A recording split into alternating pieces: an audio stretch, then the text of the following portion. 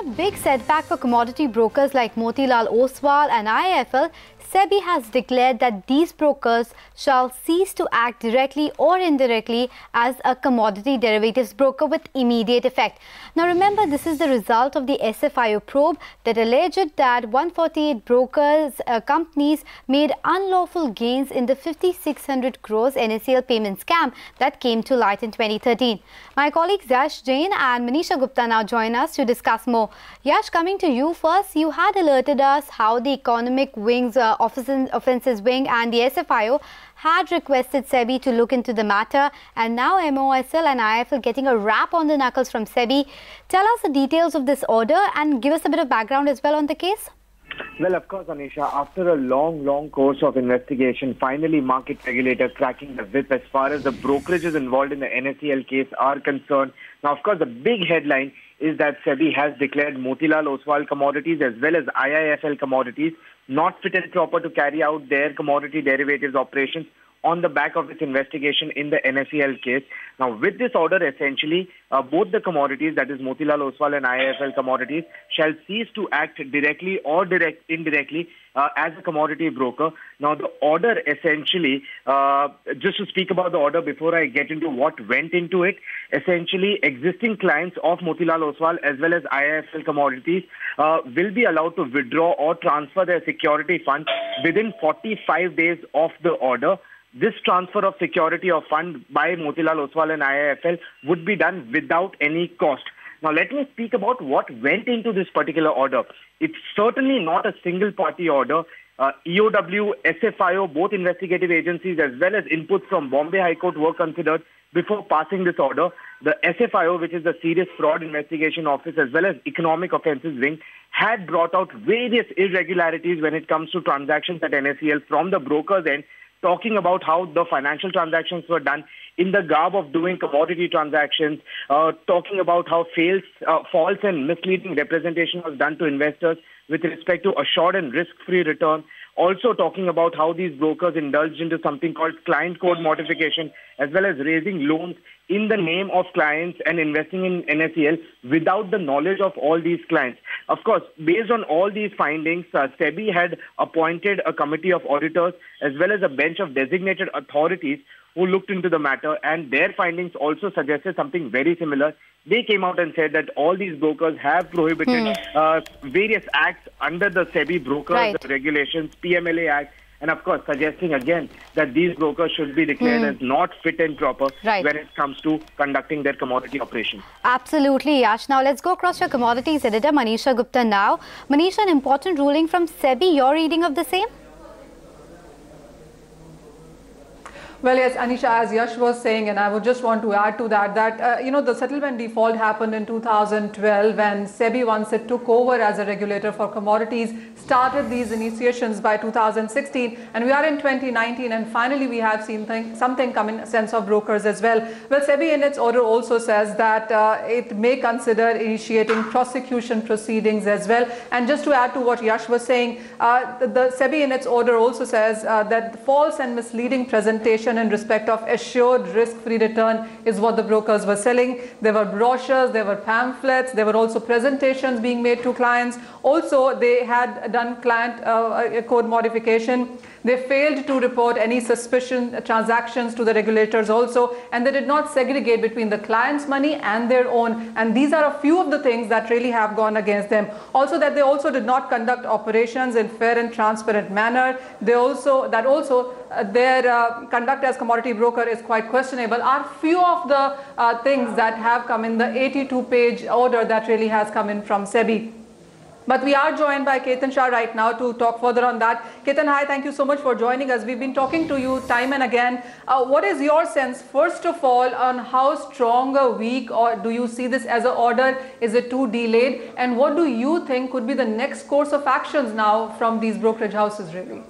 Hi, Manisha. We've only studied this order very superficially, but from the face of it, it looks very weak source order, which is riding piggyback on observations by SFIO and Mumbai High Court rather than SEBI's own internal investigation. And, given history of SEBI's passing such weak source orders as they passed in MCX insider trading case, these orders are easily, set aside subsequently.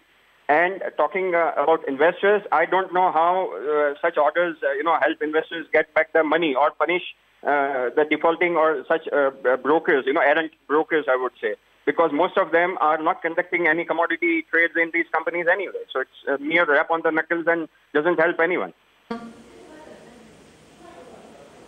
So, Ketan, what is your sense? We could see these brokers actually going in for an appeal, or what is the next course of action that you see? And my second question really is about whether we will see...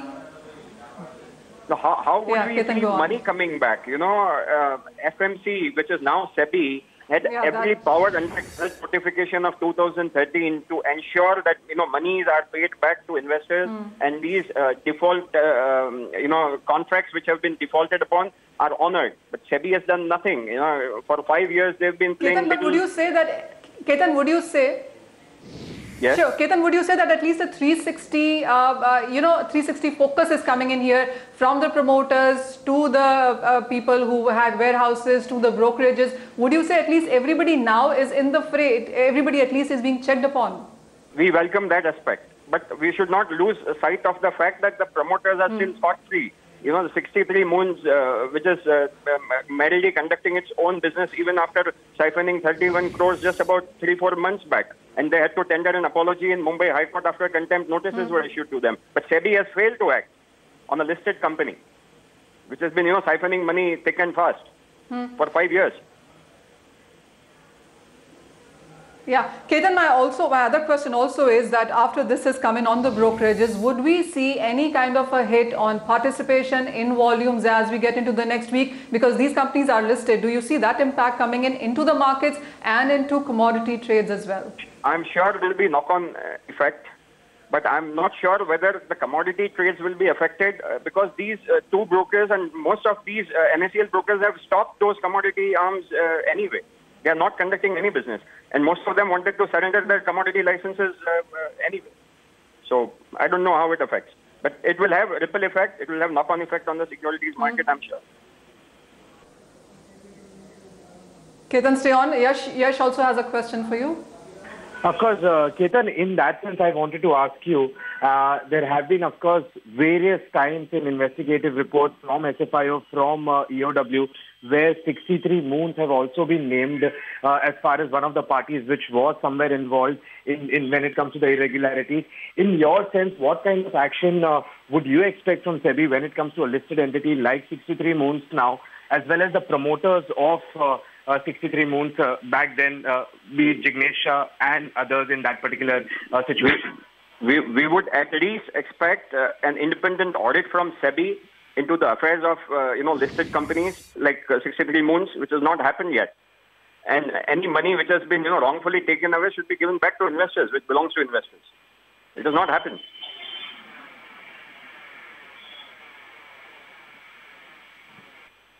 Ketan, also, what is your sense on what can we see from... Ketan, what is your sense on what we could expect from here on? I mean, of course, as Yash said, and you also concur to the fact that it has been about listed companies, whether it's brokerages, whether it's about promoters, etc. Money, what has been the follow-up on that? Has anything been disbursed until now? What are the conversations, especially on that part?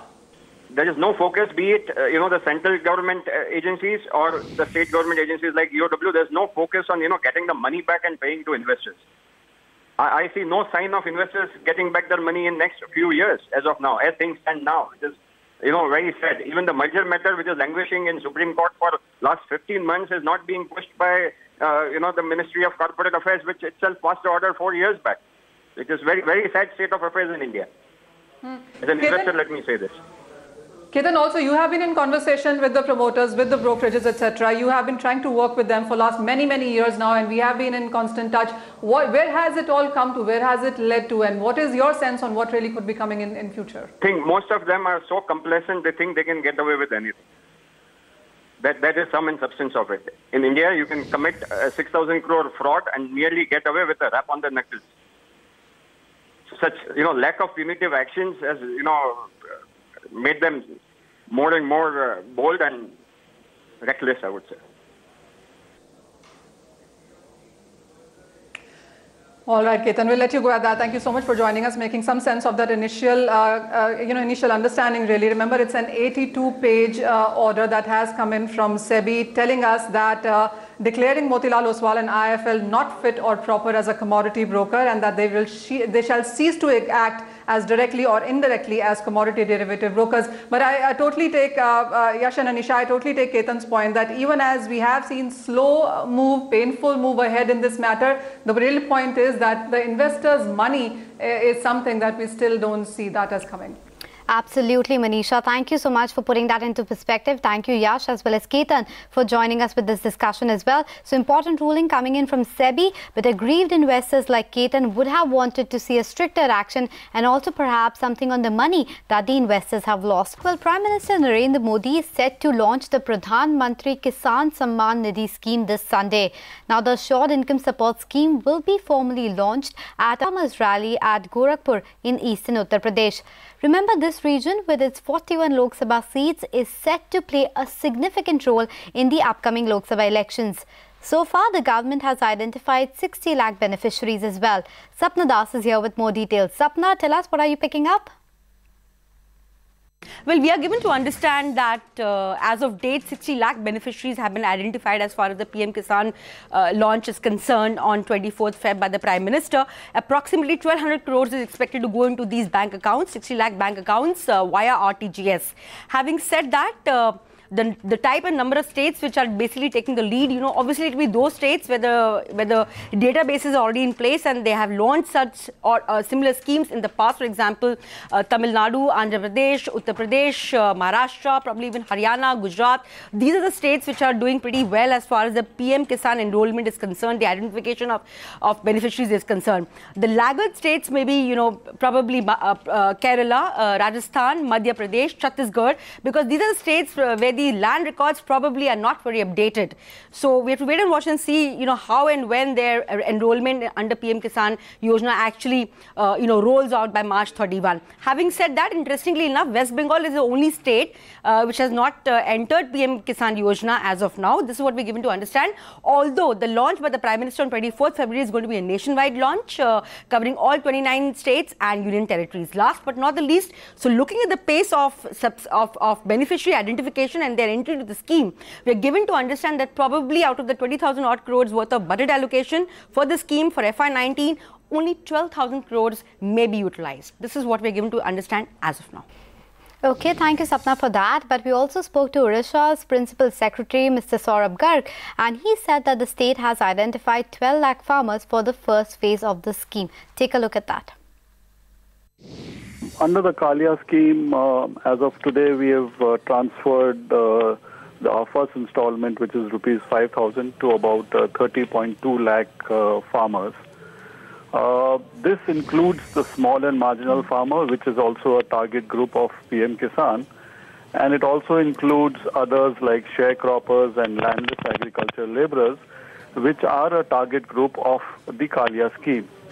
So in the first phase for the PM Kisan, we have already uploaded somewhere around 12 lakh farmers in the first phase, and we will progressively add further as we move ahead.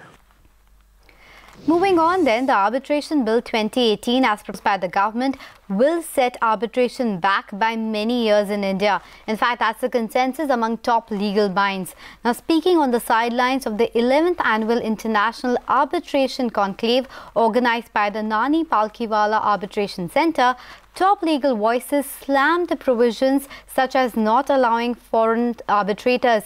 They warned that such bars on international arbitrators could scuttle India's plans to rival London and Singapore as arbitration hubs. Take a look at that. The new arbitration bill is a disaster.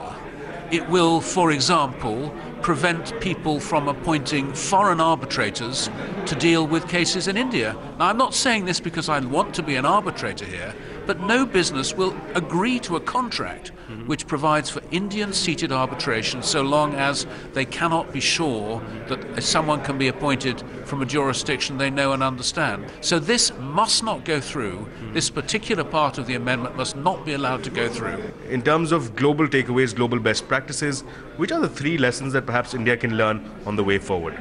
Lesson number 1 is arbitration is about party autonomy.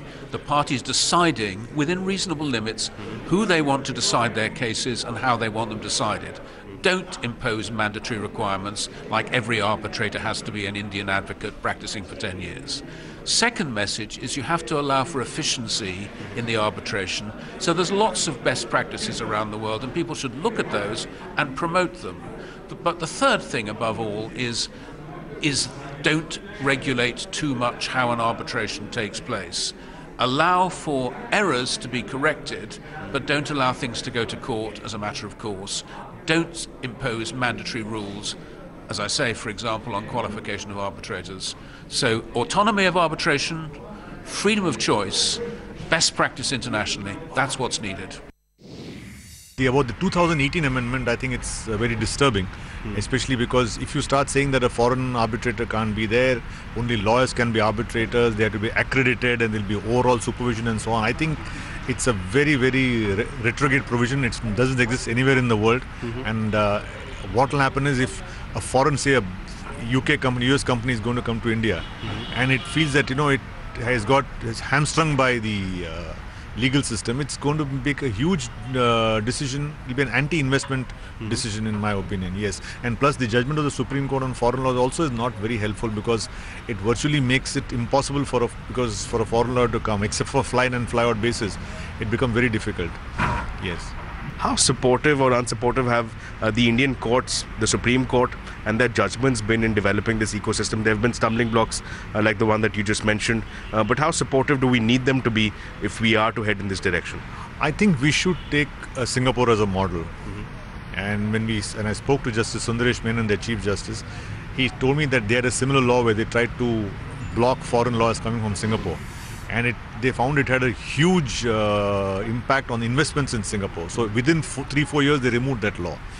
And if we follow the Singapore model, where the lawyers can't appear in Singaporean courts unless they're enrolled in the thing, but if there are arbitration proceedings, there's nothing wrong in having foreign lawyers come in and go out on arbitration. And why have restrictions? And I think the fear of the Indian bar is misplaced. It's not that we're going to have thousands of foreign lawyers coming into India and taking away the work and so on. Okay, with that, it's a wrap on this show. But as we do that, here's a beginner's guide on what exit loads in a mutual fund means. Take a look and stay tuned to CNBC TV 18.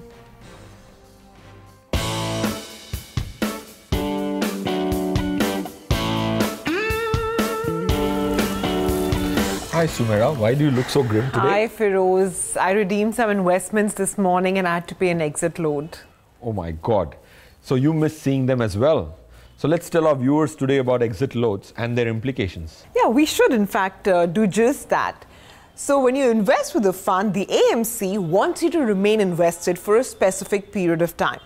Should you withdraw prematurely, or even if you keep hopping between different funds, that's something that's undesirable for the fund houses. So to discourage these practices, the fund houses would levy a small penalty if you withdraw prematurely, and that's called the exit load. Also, if several investors want to redeem their money at once, the fund manager is actually compelled to sell securities to help them redeem, which otherwise you would have held for a larger growth prospect. This can impact investors who stay behind.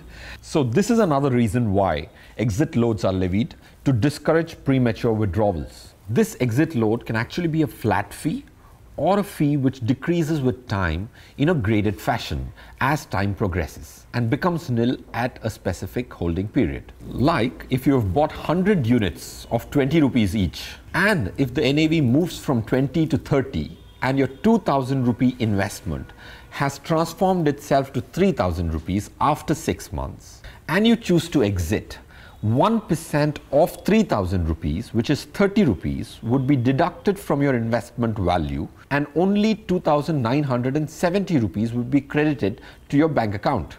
On the contrary, if you held it for 1 year, which is the exit load period, then this 30 rupees of exit load would have become zero and the entire 3,000 rupees would have been credited to your bank account. So the point to note here is that the exit load is charged on the current value of your investments and not on your principal. Also, when you're doing investments via SIP and choose to redeem, each individual investment will be treated separately for the exit load, which means that certain earlier installments may be out of exit load obligation while the latter ones may not. A little known fact is that exit loads charged to investors who go out of the fund get credited back into the pool and hence increases the NAV. So it's not all bad news. For long-term investors, it is a good news because the exit load comes to their credit. All right, I have to admit I didn't know that. I better get going, Sumira. I have a meeting to attend. Firoz, there's an exit load if you don't stay for lunch. Just because you paid an exit load today doesn't mean all of us actually have to give you company.